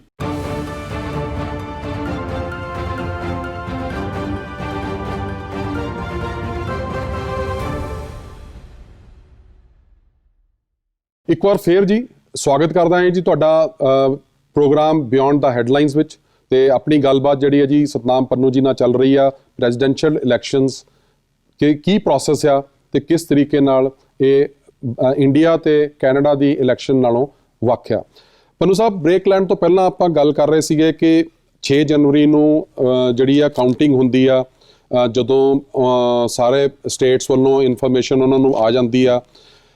ਇਹਦੇ 'ਚ ਕੋਈ ਪੋਸੀਬਿਲਿਟੀ ਇਸ ਤਰ੍ਹਾਂ ਦੀ ਵੀ ਹੈ ਕਿ ਉਸ ਸਟੇਜ ਦੇ ਉੱਤੇ ਕੋਈ ਕੱਲ ਨੂੰ ਡਿਸਪਿਊਟ ਹੋ ਸਕਦਾ ਆ ਕਿ ਹਾਂਜੀ ਵੋਟ ਜਿਹੜੀ ਹੈ ਜੀ ਉਹ ਪ੍ਰੋਪਰ ਨਹੀਂ ਹੈਗੀ, ਜਾਂ ਕਦੀ ਇਹੋ ਜਿਹੀ ਸਿਚੁਏਸ਼ਨ ਵੀ ਪਿੱਛੇ ਆਪਾਂ ਦੇਖਿਆ ਹਿਸਟਰੀ ਦੇ ਵਿੱਚ ਵੀ ਜਿੱਥੇ ਕੋਈ ਫੈਸਲਾ ਨਾ ਹੋ ਸਕੇ ਕਿ ਵੀ ultimately who is the winner. 6 ਜਨਵਰੀ ਦੀ ਕਾਊਂਟਿੰਗ ਵੇਲੇ ਯੈਸ ਵੋਟ ਦੇ ਉੱਤੇ ਆਬਜੈਕਸ਼ਨ ਲਾਇਆ ਜਾ ਸਕਦਾ। ਆਬਜੈਕਸ਼ਨ ਦਾ ਤਰੀਕਾ ਹੈ ਕਿ ਉਸ ਰਿਟਨ ਦੇ ਵਿੱਚ ਹੋਣੀ ਚਾਹੀਦੀ ਹੈ। ਠੀਕ ਹੈ ਜੀ। ਜਿਹਦੇ ਤੇ ਇੱਕ ਸੈਨੇਟਰ ਸਿਗਨੇਚਰ ਕਰੇਗਾ, ਇੱਕ house the member, house of Republican the member signature ਕਰੇਗਾ। ਠੀਕ ਹੈ। ਸੋ ਰਿਟਨ ਦੇ ਵਿੱਚ ਦੋਨਾਂ ਦੇ ਸਿਗਨੇਚਰ ਤੋਂ ਬਾਅਦ ਕੰਪਲੇਂਟ ਅਸੈਪਟ ਕੀਤੀ ਜਾਂਦੀ ਹੈ। ਜੇ ਕੰਪਲੇਂਟ ਅਸੈਪਟ ਕਰ ਲਈ ਜਾਵੇ ਤਾਂ ਕਿਉਂਕਿ ਜੁਆਇੰਟ ਸੈਸ਼ਨ ਚੱਲ ਰਿਹਾ ਸੈਨੇਟ ਦਾ ਤੇ ਹਾਊਸ ਦਾ, ਦੋਨੋਂ ਹਾਊਸਸ ਆਪਣੇ ਆਪਣੇ ਚੈਂਬਰ ਵਿੱਚ ਚਲੇ ਜਾਂਦੇ ਨੇ। ਦੋਨੋਂ ਹਾਊਸਸ ਉੱਥੇ ਜਾ ਕੇ ਘੱਟੋ ਘੱਟ 2 ਘੰਟੇ ਵਾਸਤੇ ਡਿਸਕਸ਼ਨ ਕਰਨਗੇ। ਠੀਕ ਹੈ ਜੀ। ਵੱਖਰੀ ਵੱਖਰੀ ਇੰਡੀਪੈਂਡੈਂਟ ਆਪਣੇ ਆਪਣੇ ਚੈਂਬਰ ਦੇ ਵਿੱਚੋਂ ਡਿਸਕਸ਼ਨ ਕਰਦੇ ਨੇ। ਜੋ ਉਹਨਾਂ ਦਾ ਫੈਸਲਾ ਹੋਵੇ ਫਿਰ ਵਾਪਸ ਆਉਂਦੇ ਨੇ, ਫਿਰ ਜੁਆਇੰਟ ਸੈਸ਼ਨ ਦੇ ਵਿੱਚ ਇਕੱਠੇ ਹੁੰਦੇ ਨੇ। ਜੇ ਦੋਨੋਂ ਹਾਊਸਸ ਸਹਿਮਤ ਹੋਣ, ਐਗਰੀ ਹੋਣ ਤਾਂ ਉਹ ਕੰਪਲੇਂਟ ਅਸੈਪਟ ਕੀਤੀ ਜਾਂਦੀ ਹੈ।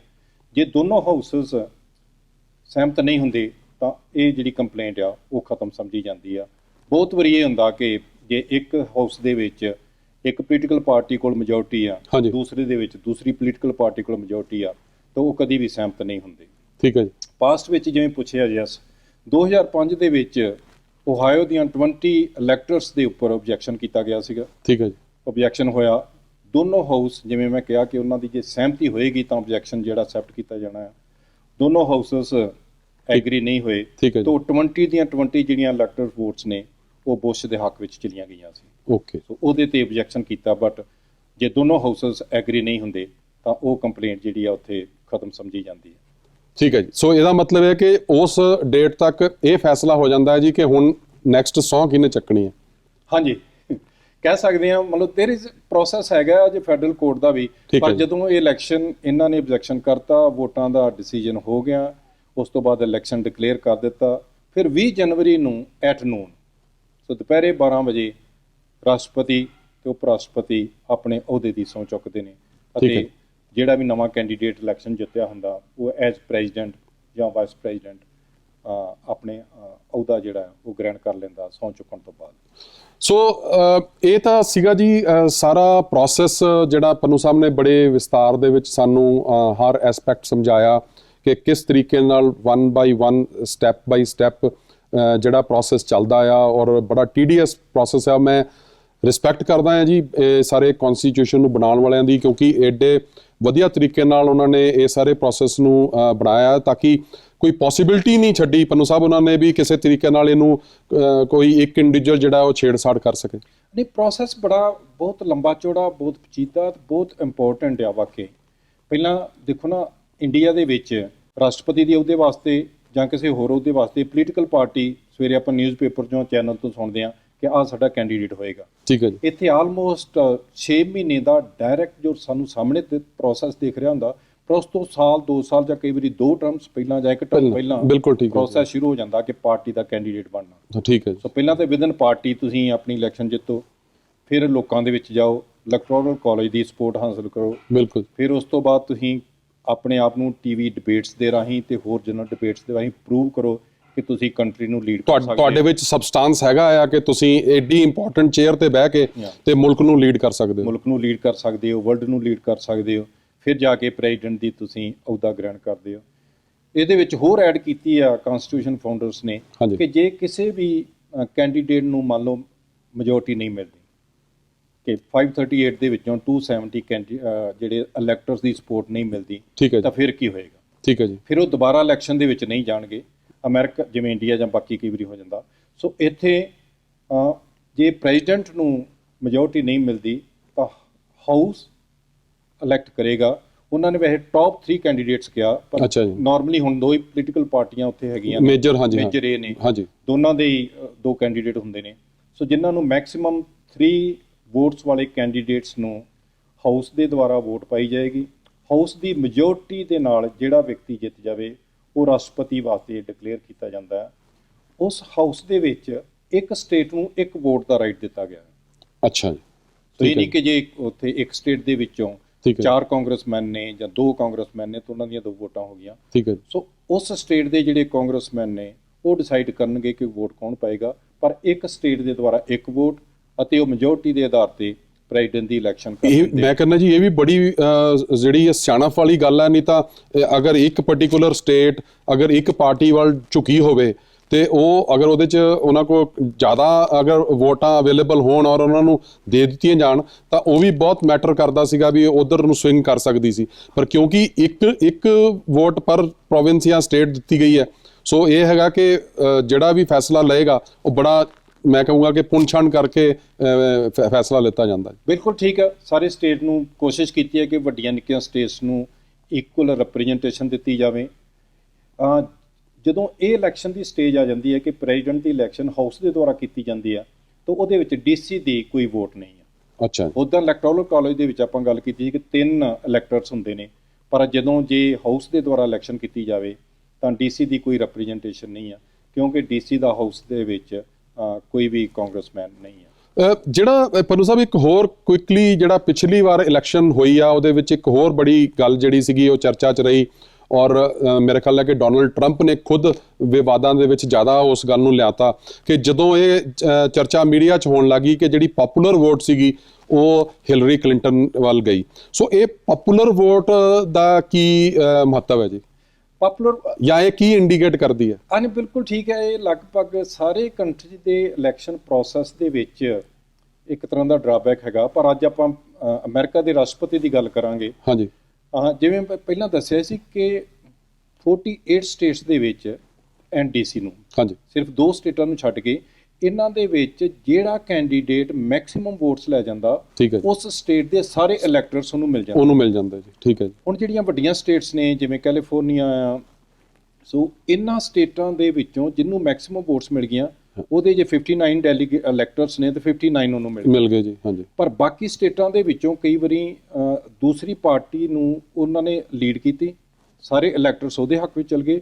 ਸੋ ਜਦੋਂ ਉਹਨਾਂ ਦੀਆਂ ਪਪੂਲਰ ਵੋਟਸ ਨੂੰ ਜੋੜਾਂਗੇ ਤਾਂ ਉਹ ਹੋ ਸਕਦਾ ਕਿ ਕੈਂਡੀਡੇਟ ਏ ਦੀਆਂ ਜ਼ਿਆਦਾ ਹੋਣ, ਪਰ ਜਦੋਂ ਇਲੈਕਟਰਸ ਦੇਖਾਂਗੇ ਉਹਨਾਂ ਦਾ ਨੰਬਰ ਉਹ ਪਾਰਟੀ ਬੀ ਦੇ ਜ਼ਿਆਦਾ ਹੋ ਸਕਦੇ। ਸੋ ਇਹ ਬਹੁਤ ਵਾਰੀ ਹੁੰਦਾ ਹੈ। ਹਿਲਰੀ ਕਲਿੰਟਨ ਵੇਲੇ ਵੀ ਹੋਇਆ ਸੀਗਾ ਕਿ ਪਪੂਲਰ ਵੋਟਸ ਇੱਕ ਪਾਰਟੀ ਦੇ ਹੱਕ ਵਿੱਚ ਹੋ ਸਕਦੇ ਨੇ, ਬਿਲਕੁਲ ਪਰ ਨੰਬਰ ਆਫ ਇਲੈਕਟਰਸ, ਠੀਕ ਹੈ ਜੀ, ਉਹ ਇਲੈਕਟੋਰਲ ਕਾਲਜ ਨੂੰ ਵੋਟ ਪਾਉਣੀ ਆ, ਉਹਦੇ ਇਲੈਕਟਰਸ ਜਿਹਨੂੰ ਜ਼ਿਆਦਾ ਮਿਲ ਗਏ ਉਹਨਾਂ ਨੇ ਜਿੱਤਣਾ ਹੈ।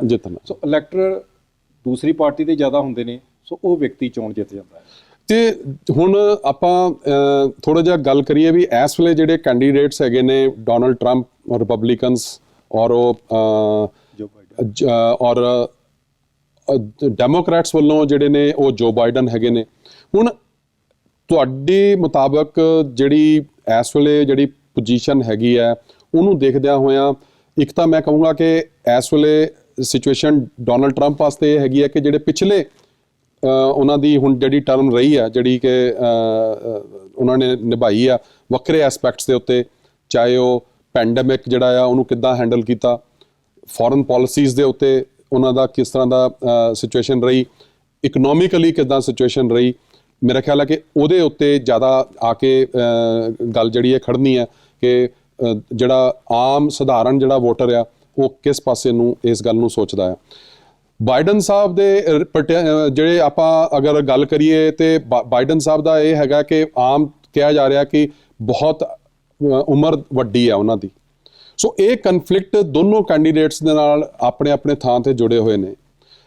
ਤੁਸੀਂ ਸਾਰੇ ਪ੍ਰੋਸੈਸ ਨੂੰ ਬੜੇ ਵਧੀਆ ਤਰੀਕੇ ਨਾਲ ਐਕਸਪਲੇਨ ਕੀਤਾ ਤੇ ਮੈਂ ਇਹ ਚਾਹਾਂਗਾ ਕਿ ਥੋੜਾ ਜਿਹਾ ਤੁਸੀਂ ਇਹ ਵੀ ਇੱਕ ਕੈਂਡੀਡੇਟ ਵਾਈਜ਼ ਵੀ ਅਗਰ ਸਾਨੂੰ ਕੋਈ ਐਨਾਲਿਸਿਸ ਥੋੜਾ ਜਿਹਾ ਤੁਸੀਂ ਦੱਸ ਸਕੋ ਕਿ ਡੋਨਲਡ ਟਰੰਪ ਦੀ ਪੋਜੀਸ਼ਨ ਵਿਜ਼ ਜਿਹੜੀ ਜੋ ਬਾਈਡਨ ਦੀ ਪੋਜੀਸ਼ਨ ਹੈਗੀ ਹੈ ਉਹਦਾ ਕੀ ਸਟੇਟਸ ਹੈਗਾ ਆ।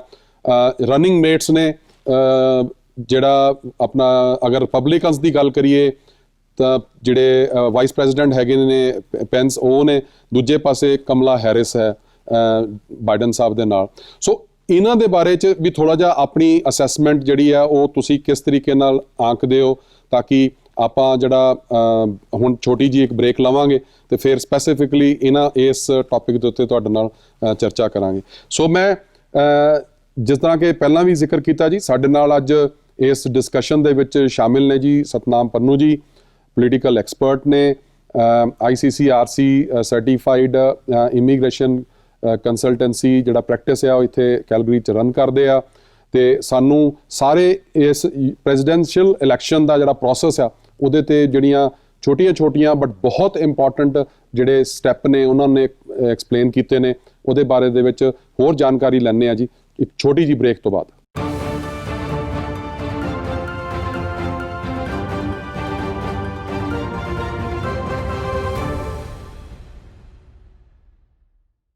ਇੱਕ ਵਾਰ ਫੇਰ ਸਵਾਗਤ ਹੈ ਜੀ ਤੁਹਾਡਾ ਪ੍ਰੋਗਰਾਮ ਦੇ ਵਿੱਚ ਬਿਯੋਂਡ ਦਾ ਹੈਡਲਾਈਨਸ, ਔਰ ਮੇਰੇ ਨਾਲ ਗੱਲਬਾਤ ਦੇ ਵਿੱਚ ਅੱਜ ਸਾਡੇ ਪੋਲੀਟੀਕਲ ਐਕਸਪਰਟ ਆਏ ਹੋਏ ਨੇ ਜੀ ਸਤਨਾਮ ਪੰਨੂ ਜੀ। ਪੰਨੂ ਸਾਹਿਬ, ਬ੍ਰੇਕ ਲੈਣ ਤੋਂ ਪਹਿਲਾਂ ਆਪਾਂ ਗੱਲ ਕਰ ਰਹੇ ਸੀਗੇ ਵੀ ਜੋ ਬਾਈਡਨ ਤੇ Donald Trump, so as candidates ਤੁਸੀਂ ਕਿਸ ਤਰ੍ਹਾਂ ਆਂਕਦੇ ਹੋ ਜੀ ਦੋਨਾਂ ਨੂੰ?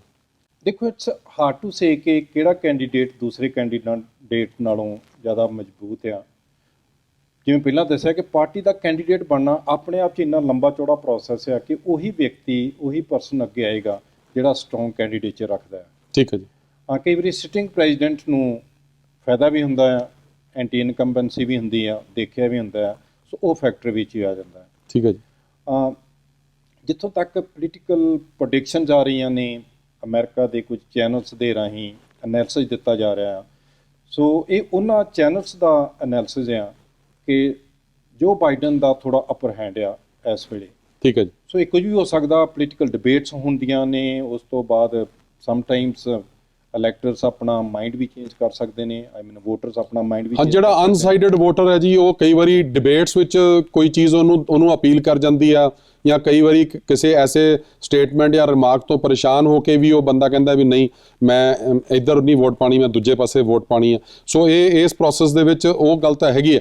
ਔਰ ਜਿਸ ਤਰ੍ਹਾਂ ਤੁਸੀਂ ਲਾਰਜਲੀ ਗੱਲ ਕਹੀ ਕਿ ਅਜੇ ਦੋਨਾਂ ਦਾ ਸਟੇਟਸ ਜਿਹੜਾ ਜੀ ਬਹੁਤ ਜ਼ਿਆਦਾ ਕਲੀਅਰ ਨਹੀਂ, ਬਟ ਯੈਸ ਜਿਹੜੀਆਂ ਪ੍ਰੈਡਿਕਸ਼ਨਸ ਆ ਰਹੀਆਂ ਨੇ ਸ਼ਾਇਦ ਉਹ ਜੋ ਬਾਈਡਨ ਦੇ ਹੱਕ ਦੇ ਵਿੱਚ ਹੈਗੀਆਂ ਨੇ। ਤੇ ਤੁਸੀਂ ਜਿਹੜਾ ਪਿਛਲਾ ਵੀ ਜਿਹੜਾ ਪੀਰੀਅਡ ਗਿਆ ਆ, ਸਭ ਤੋਂ ਜ਼ਿਆਦਾ ਕ੍ਰਿਟਿਸਾਈਜ਼ ਡੋਨਲਡ ਟਰੰਪ ਨੇ ਪਿਛਲੀਆਂ ਇਲੈਕਸ਼ਨਸ ਵੇਲੇ ਵੀ ਇਹ ਕੀਤਾ ਸੀਗਾ ਕਿ ਸਿਸਟਮ ਰਿਗਡ ਆ ਜਾਂ ਇਹ ਇਲੈਕਸ਼ਨ ਪ੍ਰੋਸੈਸ ਠੀਕ ਨਹੀਂ ਆ। ਤੇ ਹੁਣ ਜਦੋਂ ਦੂਜੀ ਵਾਰ ਉਹ ਲੜਨ ਆ ਰਹੇ ਨੇ, ਹੁਣ ਵੀ ਉਹ ਕਹਿ ਰਹੇ ਨੇ ਵੀ ਜੇ ਉਹਨਾਂ ਨੂੰ ਕਿਸੇ ਨੇ ਮੀਡੀਆ 'ਚ ਕੁਐਸਚਨ ਨੂੰ ਪੁੱਛਿਆ ਕਿ ਜੇ ਤੁਸੀਂ ਇਲੈਕਸ਼ਨ ਹਾਰ ਗਏ ਤੇ ਕੀ ਤੁਸੀਂ ਜਿਹੜੀ ਪਾਵਰ ਹੈਗੀ ਆ ਉਹਨੂੰ ਤੁਸੀਂ ਨਾਰਮਲ ਤਰੀਕੇ ਨਾਲ ਟਰਾਂਸਫਰ ਕਰ ਦੋਗੇ, ਉਹਦੇ ਤੇ ਵੀ ਉਹ ਨਾਨ ਕਮਿਟਲ ਆ। ਸੋ ਉਹਦੇ ਬਾਰੇ ਤੁਹਾਡਾ ਕੀ ਵਿਚਾਰ ਹੈ ਜਾਂ ਕੀ ਐਕਸਪ੍ਰੈਸ਼ਨ ਹੈ ਜੀ ਤੁਹਾਡੇ? ਢਿੱਲੋਂ ਸਾਹਿਬ, ਮੈਂ ਇਸ ਚੀਜ਼ ਨੂੰ ਇਸ ਢੰਗ ਦੇ ਨਾਲ ਦੇਖਦਾ ਕਿ ਹਰੇਕ ਕੈਂਡੀਡੇਟ ਦਾ ਆਪਣਾ ਕੰਪੇਨ ਕਰਨ ਦਾ ਇੱਕ ਤਰੀਕਾ ਹੁੰਦਾ ਹੈ ਕਿ ਹਰੇਕ ਵਿਅਕਤੀ ਨੂੰ ਲੱਗਦਾ ਮੈਂ ਕਿਹੜੇ ਤਰੀਕੇ ਦੇ ਨਾਲ ਆਪਣੀ ਗੱਲ ਲੋਕਾਂ ਦੇ ਵਿੱਚ ਲੈ ਕੇ ਆਵਾਂ, ਭਾਵੇਂ ਉਹ ਕੰਪੇਨ ਦੀ ਰਿਗਿੰਗ ਦੀ ਗੱਲ ਕਰ ਰਹੇ, ਭਾਵੇਂ ਉਹਨੂੰ ਕੋਈ ਹੋਰ ਪਾਰਟੀ ਦੇ ਦੇ ਕਿ ਲਾਈਮਲਾਈਟ ਦੇ ਵਿੱਚ ਕਿਵੇਂ ਆਵਾਂਗਾ, ਲੋਕਾਂ ਦੇ ਵਿੱਚ ਮੇਰੀ ਪ੍ਰੈਜ਼ੈਂਸ ਕਿਵੇਂ ਜ਼ਿਆਦਾ ਹੋਏਗੀ, ਮੈਂ ਡਿਸਕਸ਼ਨ ਦੇ ਵਿੱਚ ਕਿਵੇਂ ਜ਼ਿਆਦਾ ਹੋਵਾਂਗਾ। ਸੋ ਇਹ ਰਿਗਿੰਗ ਹੁੰਦੀ ਜਾਂ ਨਹੀਂ ਹੁੰਦੀ ਇਹਦੇ ਬਾਰੇ ਤਾਂ ਮੈਂ ਕਮੈਂਟ ਨਹੀਂ ਕਰ ਸਕਦਾ, ਪਰ ਮੈਂ ਇਹ ਜ਼ਰੂਰ ਕਹਿ ਸਕਦਾ ਕਿ ਕੰਪੇਨ ਕਰਨ ਦਾ ਤਰੀਕਾ ਆ ਜਿਹਦੇ ਨਾਲ ਇੱਕ ਹੋਰ ਡਿਸਕਸ਼ਨ, ਤੁਹਾਡਾ ਨਾਮ ਹਰ ਘਰ ਦੇ ਵਿੱਚ ਜਾਂਦਾ ਆ, ਹਰ ਚੈਨਲ ਤੇ ਜਾਂਦਾ, ਹਰ ਵਿਅਕਤੀ ਦੇ ਕੋਲ ਜਾਂਦਾ ਹੈ। ਸੈਕੰਡਲੀ, ਡਿਬੇਟਸ ਜਾਂ ਕੰਪੇਨ ਇੰਪੋਰਟੈਂਟ ਆ, ਪਰ ਇਸ ਅਮਰੀਕਾ ਦੇ ਵਿੱਚ ਮੈਂ ਦੇਖਿਆ ਕਿ ਜਿਹੜਾ ਵੋਟਰ ਆ ਕਾਫੀ ਹੱਦ ਤੱਕ ਕਮਿਟਡ ਆ। ਡਿਬੇਟਸ ਦੇ ਨਾਲ ਕਾਫੀ ਐਨਾਲਿਸਿਸ ਆਏ ਨੇ ਜਿਨ੍ਹਾਂ ਦੇ ਵਿੱਚ ਇਹ ਕਿਹਾ ਗਿਆ ਕਿ ਬਹੁਤਾ ਫਰਕ ਵੋਟਰਸ ਤੇ ਨਹੀਂ ਪੈਂਦਾ। ਅੱਛਾ, ਇਹ ਪੰਨੂ ਸਾਹਿਬ ਇਹ ਵੀ ਤੁਹਾਡੀ ਵੀ ਅਸੈਸਮੈਂਟ ਕੀ ਕਹਿੰਦੀ ਹੈ ਇਸ ਟੌਪਿਕ ਤੇ ਕਿ ਆਮ ਕਿਹਾ ਜਾ ਰਿਹਾ ਵੀ ਅਗਰ ਵਾਕਈ ਹੀ ਜੋ ਬਾਈਡਨ ਨੇ ਜਿੱਤਣਾ ਆ ਤਾਂ ਉਹਨਾਂ ਨੂੰ ਡੈਮੋਕ੍ਰੇਟਸ ਨੂੰ ਇਨਸ਼ੋਰ ਕਰਨਾ ਪਊਗਾ ਕਿ ਜਿਹੜਾ ਡੈਮੋਕ੍ਰੈਟਿਕ ਵੋਟਰ ਆ ਉਹ ਡੈਫੀਨੇਟਲੀ ਘਰੋਂ ਨਿਕਲੇ ਤੇ ਜਾ ਕੇ ਵੋਟ ਪਾਵੇ, ਕਿਉਂਕਿ ਸਭ ਤੋਂ ਵੱਡੀ ਸਮੱਸਿਆ ਜਿਹੜੀ ਆ ਉਹ ਇਹ ਕਹੀ ਜਾਂਦੀ ਆ ਕਿ ਜਿਹੜਾ ਰਿਪਬਲਿਕਨ ਵੋਟਰ ਆ ਉਹ ਸਮਹਾਉ ਕਮਿਟਡ ਹੋਣ ਕਰਕੇ ਉਹ ਜਾਂਦਾ ਆ, ਵੋਟ ਵੀ ਕਰਦਾ ਆ, ਪਰ ਜਿਹੜਾ ਡੈਮੋਕ੍ਰੈਟਿਕ ਵੋਟਰ ਆ ਉਹ ਕਈ ਵਾਰੀ ਪੂਰਾ ਬਾਹਰ ਮੈਂ ਕਹੂੰਗਾ ਕਿ ਰਿਸਪੌਂਸਿਬਿਲਿਟੀ ਨਾਲ ਨਿਕਲ ਕੇ ਜਾ ਕੇ ਐਕਚੁਅਲ 'ਚ ਵੋਟ ਕਾਸਟ ਨਹੀਂ ਕਰਦਾ। ਭਾਵੇਂ ਹੋ ਸਕਦਾ ਉਹ ਨਾ ਚਾਹੁੰਦਾ ਹੋਵੇ ਕਿ ਰਿਪਬਲਿਕਨ ਕੈਂਡੀਡੇਟ ਜਿੱਤੇ, ਬਟ ਕਿਉਂਕਿ ਉਹਨੇ ਆਪ ਜਾਣਾ ਨਹੀਂ, ਸੋ ਉਹੋ ਜਿਹੇ ਅਗਰ ਜ਼ਿਆਦਾ ਨੇ ਤੇ ਉਹ ਫੈਸਲਾ ਜਿਹੜਾ ਆ ਉਹ ਕਈ ਵਾਰੀ ਉਲਟ ਚਲੇ ਜਾਂਦਾ। ਸੋ ਕੀ ਇਹ ਵੀ ਗਰਾਊਂਡ ਰਿਐਲਿਟੀ ਹੈਗੀ ਆ ਕਿ ਮੋਰ ਔਰ ਲੈਸ ਮਿਥ ਹੈ ਜੀ? ਨਹੀਂ, ਇਹ ਟਰੂ ਆ, ਔਰ ਹਰੇਕ ਇਲੈਕਸ਼ਨ ਦੇ ਵਿੱਚ ਹਰੇਕ ਕੰਟਰੀ ਦੇ ਵਿੱਚ ਹੁੰਦਾ। ਅਸਲ ਦੇ ਵਿੱਚ ਤੁਸੀਂ ਕਿਸੇ ਵੀ ਪਾਰਟੀ ਦੇ ਸਪੋਰਟਰ ਹੋ, ਠੀਕ ਆ, ਪਰ ਜੇ ਤੁਹਾਡਾ ਬੈਲਟ ਪੇਪਰ ਬੈਲਟ ਬਾਕਸ ਦੇ ਵਿੱਚੋਂ ਨਹੀਂ ਨਿਕਲੇਗਾ ਤਾਂ ਤੁਹਾਡੀ ਸਪੋਰਟ ਇਲੈਕਸ਼ਨ ਡੇ ਵਾਲੇ ਦਿਨ ਕਿਸੇ ਕੰਮ ਦੀ ਨਹੀਂ। ਠੀਕ ਹੈ, ਅੱਗੋਂ ਪਿੱਛੋਂ ਕੰਮ ਦੀ ਹੋ ਸਕਦੀ ਆ, ਪਰ ਇਲੈਕਸ਼ਨ ਡੇ ਜੋ ਬੈਲਟ ਪੇਪਰ ਨੇ ਕੰਮ ਕਰਨਾ ਆ ਉਹ ਤੁਹਾਡੇ ਘਰ ਬੈਠਿਆਂ ਉਹਦੀ ਸਪੋਰਟ ਨੇ ਨਹੀਂ ਕਰਨਾ। ਸੋ ਦੈਟਸ ਟਰੂ ਕਿ ਜਿਹੜੇ ਕਮਿਟਡ ਵੋਟਰ ਆ ਉਹ ਜਾ ਕੇ ਵੋਟ ਪਾ ਦਿੰਦੇ ਨੇ। ਰੀਸੈਂਟਲੀ ਤੁਸੀਂ ਦੇਖਿਆ ਹੋਣਾ ਕਿ ਕਾਫੀ ਮੀਡੀਆ ਦੇ ਵਿੱਚ ਇਹ ਚਰਚਾ ਦੇ ਵਿੱਚ ਵੀ ਆ ਕਿ ਜਿਹੜੀਆਂ ਵੋਟਸ ਨੇ ਉਹ ਜਲਦੀ ਉਹ ਹੋ ਸਕਦਾ ਕਿ ਨਾ ਠੀਕ ਪੈਣ, ਠੀਕ ਹੈ, ਜਾਂ ਉਹਨਾਂ ਤੇ ਕੋਈ ਆਬਜੈਕਸ਼ਨਸ ਹੋਣ। ਉਹ ਇਸੇ ਕਰਕੇ ਕਿ ਇੱਕ ਖਾਸ ਤਰ੍ਹਾਂ ਦੇ ਵੋਟਰਸ ਨੂੰ ਕੁਝ ਹੱਦ ਤੱਕ ਡਿਪਰੈਸ ਕਰਨ ਵਾਸਤੇ ਕਿ ਤੁਸੀਂ ਜੇ ਘਰੋਂ ਨਾ ਨਿਕਲੋ ਤਾਂ ਚੰਗੀ ਗੱਲ ਆ। ਸੋ ਨੈਚੁਰਲੀ ਇੱਕ ਅਗੇਨ ਇਹ ਪੋਲੀਟੀਕਲ ਕੰਪੇਨ ਦਾ ਇੱਕ ਤਰੀਕਾ ਹੁੰਦਾ ਕਿ ਤੁਸੀਂ ਕੰਪੇਨ ਕਿਵੇਂ ਰਨ ਕਰਨੀ ਆ, ਨਾ ਕਿ ਉਹ ਜ਼ਰੂਰੀ ਨਹੀਂ ਕਿ ਅਸਲ ਦੇ ਵਿੱਚ ਤੁਸੀਂ ਉੱਦਾਂ ਕਰੋ।